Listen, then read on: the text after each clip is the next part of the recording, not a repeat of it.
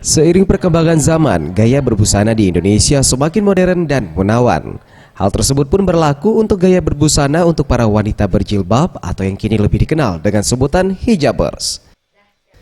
Saat ini, semakin banyak remaja muslimah yang mengenakan hijab dengan gaya yang modern dan unik. Aksesoris berhijab pun tidak lagi hanya sebatas bros saja. Anting pom-pom dengan bentuk yang lucu pun bisa dimanfaatkan sebagai hiasan hijab.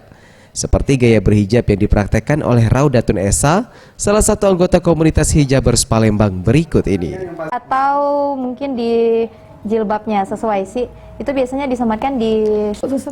Esa pun menambahkan dalam berhijab sebaiknya pilih warna. Esa pun menambahkan dalam berhijab sebaiknya pilih warna yang senada dengan busana yang dikenakan. Jangan mengenakan motif dan warna yang terlalu ramai dan berbeda, agar gaya busana muslimah tersebut tetap terlihat elegan dan sopan. Sebenarnya kan disesuaikan juga ya. Kalau kayak ini kan sengaja pilih warna biru muda, karena kardinya biru, jilbabnya sedikit krim gitu. Jadi biar lebih hidup dikasihlah pom-pom yang warna biru muda kayak baju. Disematkan di... Disematkan bisa di ninja atau mungkin di